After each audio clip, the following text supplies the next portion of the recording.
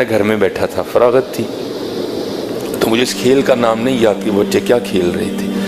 وہ کو پرچیاں ڈالی تھیں، ایک پرچی پہ لکھا تھا بادشاہ، ایک پہ لکھا تھا وزیر، ایک پہ لکھا تھا قاضی، اور ایک پہ لکھا تھا چور. ان 4 پرچیوں کو بند کر کے نہ پھینک دیتے، پھر سارے ایک ایک اٹھاتے تھے. اب جس کے حصے میں بادشاہ کی پرچی آئی وہ بادشاہ بن گیا، جس کے حصے میں قاضی کی آئی وہ قاضی بن گیا، جس کے حصے میں وزیر کی آئی وہ وزیر، اور ایک کے حصے میں آنی ہے چور کی. تو پھر جس کے حصے میں چور کی پرچی آنی ہے اس کے لیے پھر بڑے سخت معاملات ہیں. بادشاہ سلامت اس کو جو چاہے حکم دے. اور جو میرا بڑا بیٹا ہے اس نے کیا کیا ہوا ہے، اس نے پرچی کو نا تھوڑا سا پھاڑ دیا ہے بادشاہ والی کو. تو بیٹیوں کو نہیں پتا چل رہا کہ بڑا بھائی ہمارے ساتھ کیا کر رہا ہے، تو وہ بار بار بادشاہ بن رہا ہے. وہ بیچاری کبھی کوئی چور بن رہی ہے، کبھی وہ کسی کو کہہ رہا ہے میری جوتی پالش کرو، کسی کو کہہ رہا ہے. میں بیٹھا دیکھ رہا ہوں سارا. میں نے کہا یار ایک ہی کرنا ہے. میں نے کہا جی مجھے بھی کھلاؤ. ایک کو ڈراپ کر دیا، تو پھر وہی والا کام میں نے کیا. میں نے پرچی تو نہیں پھاڑی، لیکن میں نے بادشاہ والی پرچی پہ نا پین سے نشان لگا دیا. اب 2-4 بار بادشاہ بن کے میں نے اسے خوب کام کروایا.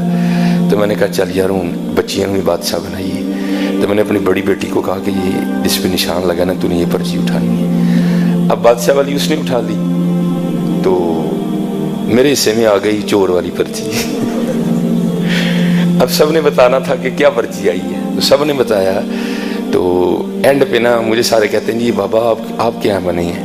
تو میں نے کہا جی میں چور بنا. میں حضور کے ممبر پہ بیٹھا ہوں، میں جھوٹ نہیں بولوں گا. میری چھوٹی بیٹی رو پڑی اور میرے گلے لگ کے کہتی میرے بابا چور نہیں ہے. میرے گلے لگ کے رو پڑی. خدا میں ممبر پہ بیٹھا ہوں حضور کے، میں جھوٹ نہیں بول رہا. حالانکہ میں ایسی باتیں نہیں سناتا، یہ آپ کی دل جوئی کے لیے سنا رہا ہوں کہ بیٹیوں کے لیے کبھی ایسا فکرہ نہیں بولنا. یہ رحمت ہوتی ہے. میں ممبر پہ بیٹھا کہہ رہا ہوں، میرا اللہ گواہ اس بات کا. میں ایسی باتیں نہیں سناتا.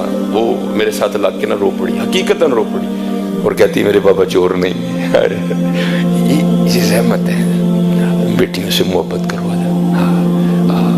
اور میں یہ ریکارڈنگ ہو رہی ہے، پتہ نہیں آواز کہاں تک جائے گی. میں سسانا بھی، میں ان کے آگے بھی ہاتھ جوڑوں گا، دادیوں کے آگے بھی ہاتھ جوڑوں گا. خدا کا واسطہ بیٹیاں رحمت ہے، بیٹیاں رحمت ہے. میں نے بڑی اذانیں دی ہیں، اب میں نہیں دینے جاتا، کیونکہ جس کے گھر میں بیٹی ہوئی ہو نا، فوتگی والے گھر میں بھی ایسا سما نہیں ہوتا. جس کے گھر میں بیٹی پیدا ہو اس کے گھر میں ایسا سما ہوتا ہے. نہیں، بیٹیاں رحمت ہے. ہاں بس ان کی تربیت کرو. ان کی تربیت کرو. ان کو ایک اچھی بیٹی بننا سکھاؤ، ان کو ایک اچھی بہن بننا سکھاؤ.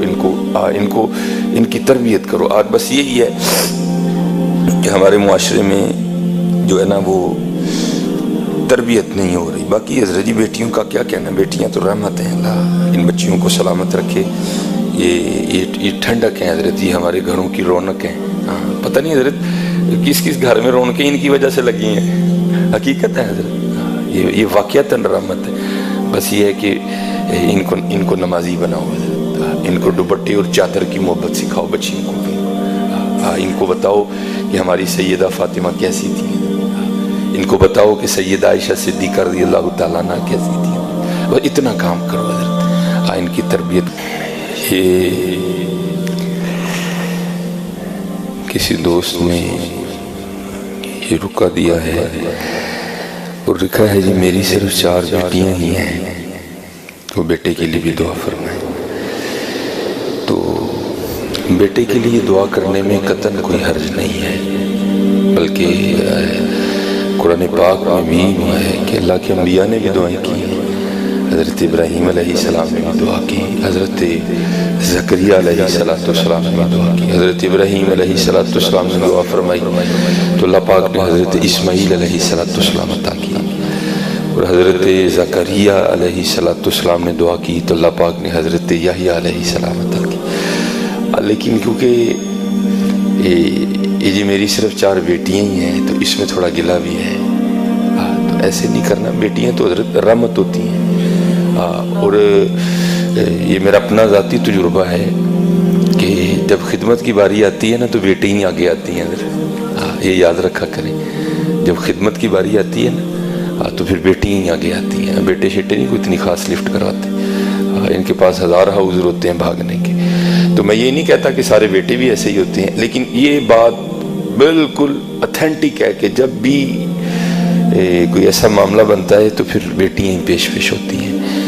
یہ سیرت کی کتابیں ہیں نا، آپ پڑھا کریں حضرت، پھر آپ کو پتہ چلے کہ بیٹیاں ہوتی کیا ہیں. ہمارے آقا کریم علیہ الصلوۃ والسلام کو بھی اللہ نے 4 صاحبزادیاں عنایت فرمائی ہیں. تو کیونکہ 3 تو نبی علیہ الصلوۃ والسلام کی حیات مبارکہ ہی میں وصال فرما گئیں، تو پھر لکھا ہے کہ ایک روز نا حضرت سیدہ فاطمہ رضی اللہ تعالی عنہا اپنے گھر میں بیٹھی کھانا تناول کر رہی تھی. تو آپ نے آدھی روٹی کھائی. وہ مصرع نا دل کو دل سے راہ ہوتی ہے، تو ظاہر ہے باپ کی محبت کے لیے دل دھڑکا ہوگا. تو جب آدھی روٹی کھا لی نا تو دل میں خیال آیا، وہ فاطمہ تو نے تو آدھی کھا لی، پتہ نہیں بابا جان نے کھائی بھی ہے کہ نہیں کھائی ہے. کبھی بیٹیوں کے لیے کچھ ایسا گندا مندہ نہ سوچنا، یہ رحمت ہوتی ہیں حضرت، رحمت ہوتی ہیں. تو لکھا ہے کہ سیدہ نے نا وہ جو روٹی ہے نا اس کو اپنے پلو میں لپیٹا، وہ نبی علیہ الصلوۃ والسلام کی بارگاہ میں حاضر ہوئی اور لا کر نا بارگاہ نبوت میں وہ آدھی روٹی پیش کی. تو نبی علیہ السلام سے کیا چھپا ہے حضرت، لیکن پھر بھی پوچھا فاطمہ یہ کیا لے کے آئی ہو؟ تو عرض کی اللہ کے رسول علیہ الصلوۃ والسلام میں نے 4 روٹیاں بنائی، ایک حضرت علی رضی اللہ تعالیٰ عنہ نے کھائی، ایک امام حسن رضی اللہ تعالیٰ عنہ اور ایک امام حسین رضی اللہ تعالیٰ، یہ چوتھی میری تھی.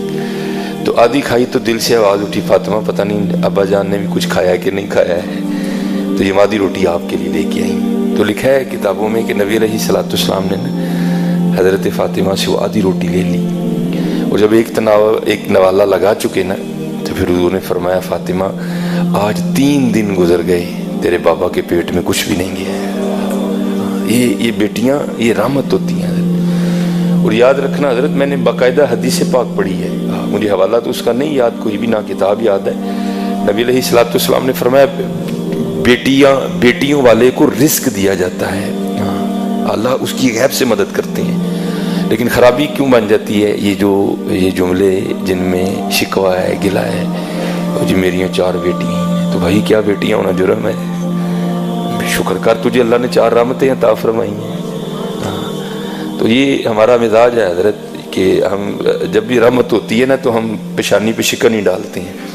بارش رحمت ہے لیکن شکن، مہمان رحمت ہے لیکن شکن، بیٹیاں رحمت ہے لیکن شکن. اللہ کا شکر ہے حضرت، اللہ کا شکر ہے. بس اپنی بیٹیوں کی تربیت کرو.